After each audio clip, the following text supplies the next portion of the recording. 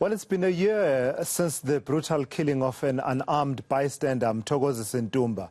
Ntumba was shot and killed by police on the 10th of March last year during a Wits University student protest. He had just exited a clinic in Braamfontein in Johannesburg.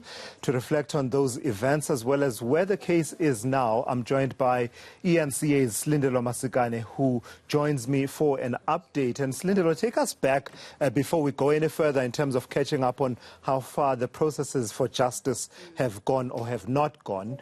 Take us back to those events that really shook, shook most of us, all of us really, in the country. I don't think South Africans will ever forget just how violent and how tragic those student protests unfolded last year. It was the 10th of March, like you've correctly stated.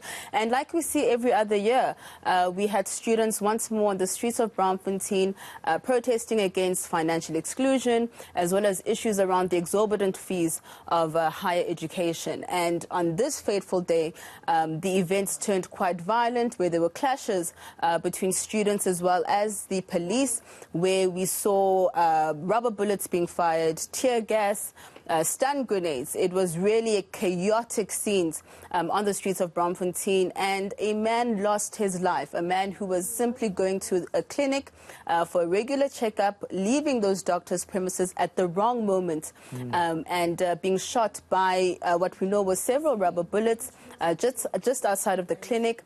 And since then, we know that his name was Mthokozisi Ntumba, 35 years old, a husband, a father of 3, as well as a public servant who never made it home that day. Sure. And how far then have the processes gone to try and get to the bottom of, I remember the outrage, right? For instance, this whole situation around public order policing, which continues to be in focus, by the way, even after the July unrest. And there was going to be these investigations, and there was a case that was ongoing. How far is that? Well, we know, of course, since then that at least 4 police officers were identified. They are currently on trial in terms of the death of Mthokozisi Ntumba, facing at least 1 count of murder and 3 counts of attempted murder.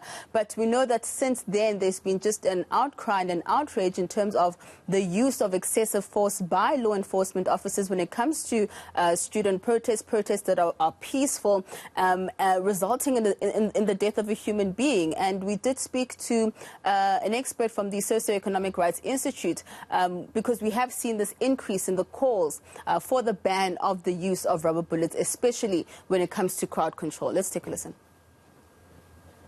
What they did there, which is basically responding to an unarmed crowd of protesters, choosing to violently disperse them into Braam.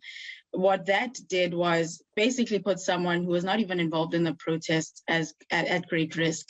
And of course, whether someone's a bystander or whether they're an active protester, no one should expect to be killed by the police, especially in the course of a peaceful protest. So what that highlighted, at least, is the heavy-handed response, the disproportionate nature of the kind of force that they use against protesters, and the indiscriminate nature in which they apply force. Just firing rubber bullets into a crowd is completely unacceptable. But even according to their own standards, they should only be resorting to that level of force in extreme circumstances. And what the panel of experts report on crowd management says is that they should be used under strict command. And so we're not seeing that leadership enforcing that.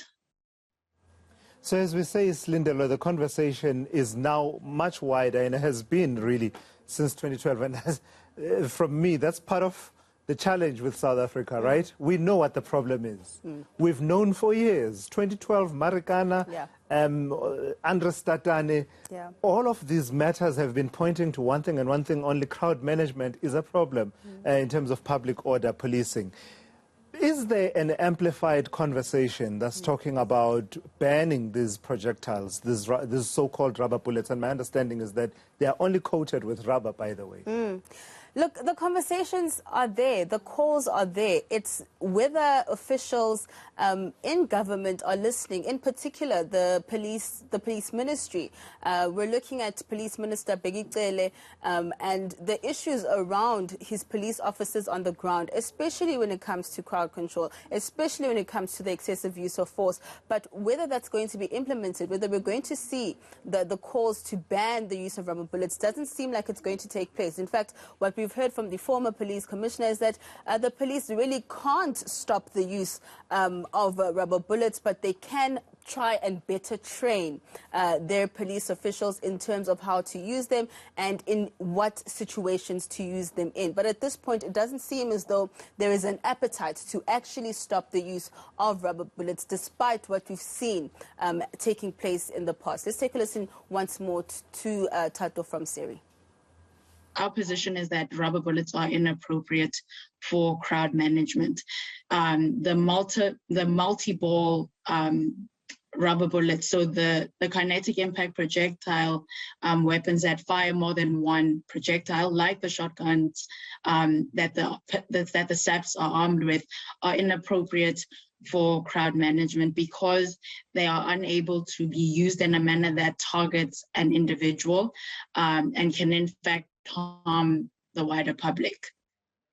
All right, Slindelo, let's leave it there. This conversation shall continue, and I suppose we just need to keep it out there as a focal point to say until it's fixed, it is not fixed. Certainly so. And I think it once more brings into question the training of our police officers. I mean, and the contrast from what we saw during student protests back in March 2021, the excessive use of force, and what we saw in the July unrest really shows you that there are serious gaps when it comes to our security forces. All right, let's leave it there. That's Lindelo Masikane.